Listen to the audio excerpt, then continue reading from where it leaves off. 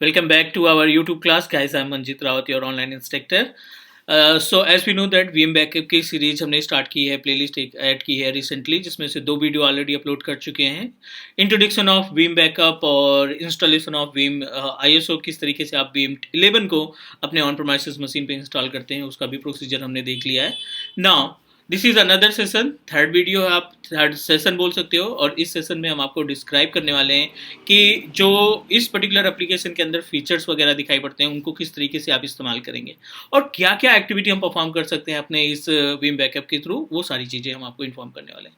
तो चलिए स्टार्ट करते हैं। बट उसके पहले अगर आप फर्स्ट टाइम वीडियो देख रहे हैं या पहली बार चैनल पर विजिट किए हैं तो आप टीच मी क्लाउड के यूट्यूब चैनल को सब्सक्राइब कर सकते हो, बिकॉज टीच मी क्लाउड आपको 100% लाइव प्रैक्टिकल देता है बिना किसी भी स्टेप को स्किप किए हुए, ताकि आप हमारे प्रैक्टिकल को देख के, मीन्स वीडियो देख करके आप अपना प्रैक्टिकल खुद से इंप्लीमेंट कर सको, right. So it can help you. अगर आप तैयारी कर रहे हैं तो तब भी आपकी हेल्प करेगा। And if you expert with any technology like azure, AWS या VMware, तो ट्रबल शूटिंग के केस में भी हमारे वीडियो सीरीज या जो प्ले लिस्ट है वो आपकी हेल्प करेंगे। तो चलिए डिस्कस करते हैं हम identification of option which is available in Vim backup. तो ये वो सिस्टम है सर्वर 2012 का जिस पे हमने वीम बैकअप इंस्टॉल किया था, right.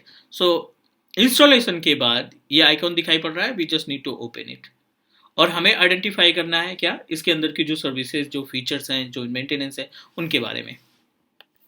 So local host, yes, we want to access our system with the help of local host, तो यहाँ पे कनेक्ट कर देना है, no need to do anything। अगर आपके पास कोई स्पेसिफाइक यूज़र है और उस यूज़र से आप असाइन करना चाहते हैं तब यहाँ पे आप क्रेडेंशियल प्रोवाइड करेंगे। बट लोकल सिस्टम है तो इसमें आपको यूज़र आईडी पासवर्ड ऑलरेडी पहले से फिलअप है, no need to configure user ID password manually. So this is the GUI panel. बहुत ही अच्छा GUI ऑप्शन दिखाई पड़ेगा, मीन्स थोड़ा सा अगर हम कंसंट्रेट करेंगे, थोड़ा सा ध्यान देंगे तो सारी चीज़ें आपको बहुत ही आसान तरीके से समझ में आ जाएंगी। और definitely within 1 month you will be expert in backup, specially B backup. और मोस्टली ज़्यादातर जो बैकअप के सॉफ्टवेयर या टूल्स है ना, वो हमारे मतलब लगभग सेम ही रहते हैं, जस्ट उनका जो GUI पैनल है, GUI जो है वो थोड़ा सा अलग रहता है। और आप बोल सकते हो कि मीन्स बट जो ऑप्शंस हैं वो सभी रहेंगे। हो सकता है इनकी लोकेशन या इनका GUI पैनल थोड़ा सा डिफरेंट हो। चलिए बेस पे आ जाते हैं, होम पे क्लिक कर देते हैं हम यहाँ पे। और यहाँ पे ऑप्शन देखते हैं कि क्या क्या टास्क हम परफॉर्म कर सकते हैं, ठीक है। तो I hope you able to see the screen. और इस केस में मल्टीपल ऑप्शन हमें दिखाई पड़ रहे हैं। Multiple option in the sense कि we are able to find virtual infrastructure, physical infrastructure, share file share services.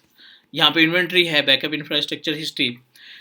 हमारा जो एजेंडा है basically as we discuss last class की अगर हम बात करें तो लास्ट सेशन में हमने आपको बताया था कि इस पर्टिकुलर टूल की हेल्प से आप किसी भी लोकेशन में रखी हुई वर्चुअल मशीन का बैकअप ले सकते हैं। किसी भी लोकेशन इन द सेंस, अगर आपके फिजिकल इन्वायरमेंट में कोई कंप्यूटर है उसका बैकअप कॉन्फ़िगर करना, या फिर आपके पास ESXi होस्ट है, या फिर हाइपरवाइजर आपने स्टैब्लिश कर रखा है, उनकी वर्चुअल मशीन का बैकअप कॉन्फ़िगर करना, एज्योर, AWS, गूगल क्लाउड पे आपने VM कॉन्फ़िगर कर रखा है, उनका बैकअप कॉन्फ़िगर करना। तो ये जो पेज है, ये पर्टिकुलर जो टूल है, ये आपकी हेल्प करेगा हर तरीके के बैकअप को कॉन्फ़िगर करने के लिए। चलिए बहुत ही बेस से स्टार्ट करते हैं। अब देखिए यहाँ पे इन्वेंट्री दिखाई पड़ रहा है। तो inventory, the meaning of inventory means it give you the complete information about the services, about the tools. जो इस टूल के पास जितने भी रिसोर्सेज है, जितनी भी सर्विसेज है, उनकी पूरी इन्फॉर्मेशन इस इन्वेंट्री में अवेलेबल रहेगी।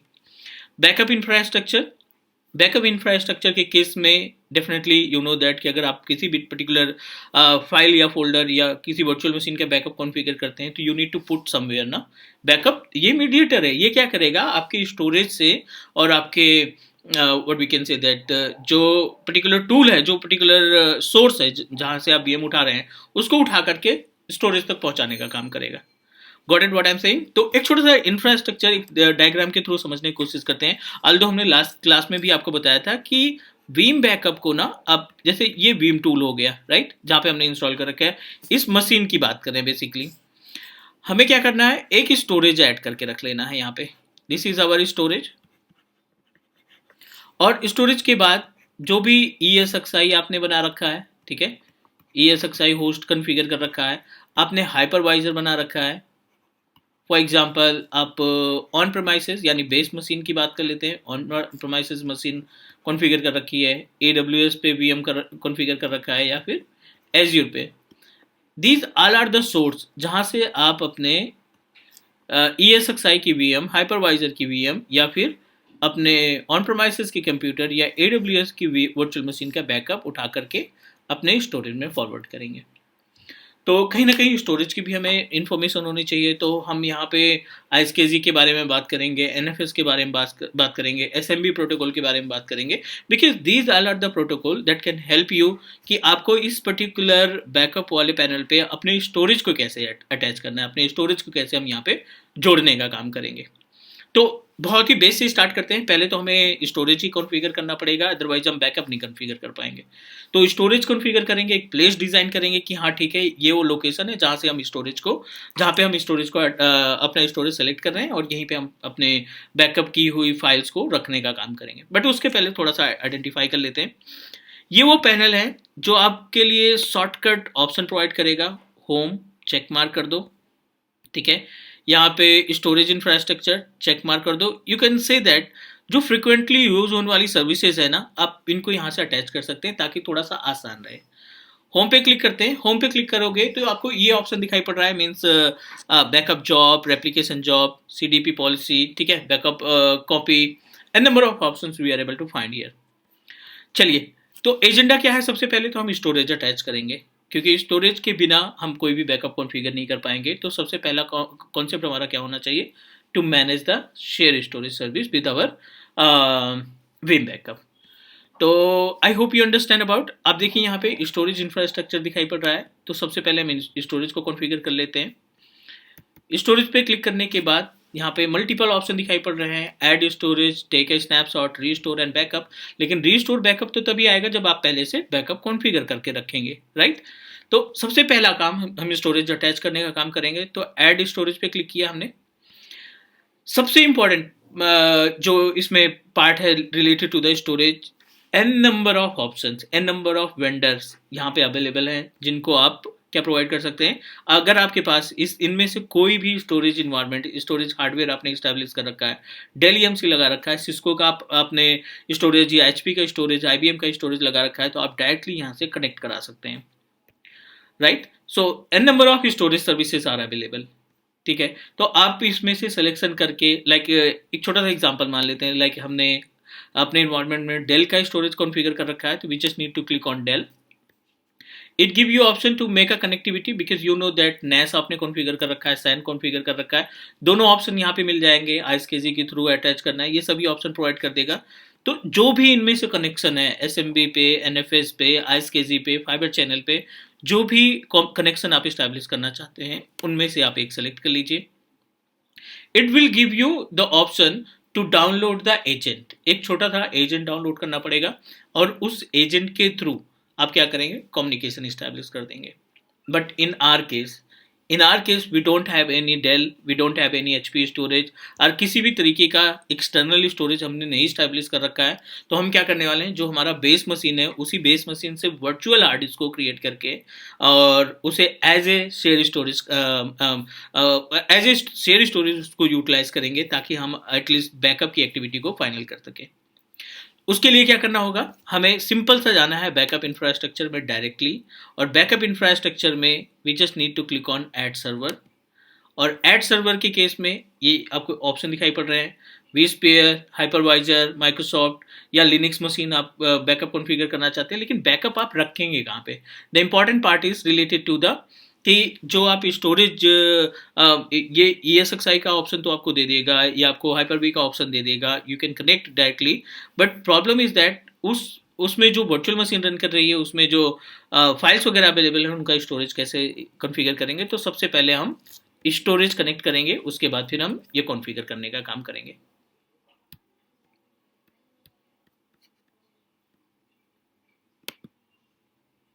सो we just need to click on backup repository, जहां से हम स्टोरेज जोड़ने का काम करते हैं।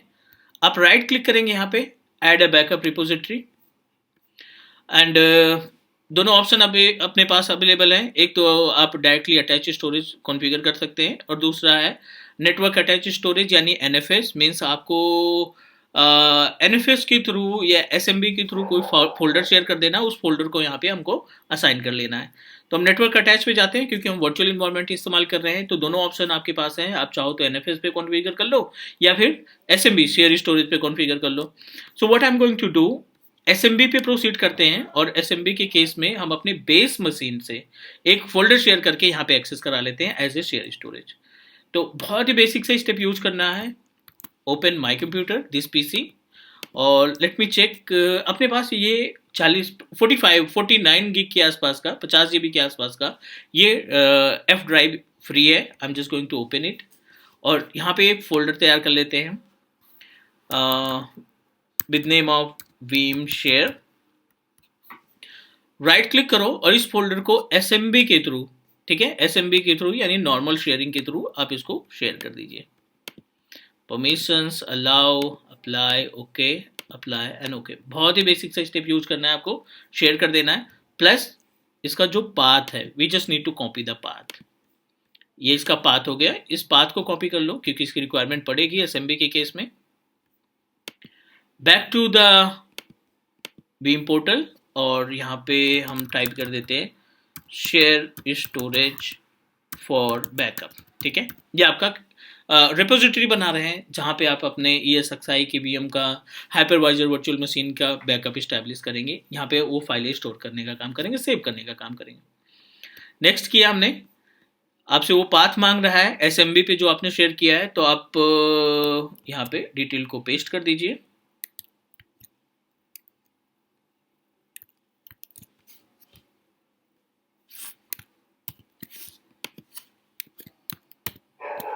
ठीक है, we just need to provide the path जो शेयर फोल्डर था, no need to do anything and click next. Try to connect, yes we need to provide the user ID and password. तो जो भी उस सिस्टम का user ID and password है, यहाँ से आप user ID and password provide कर दीजिए।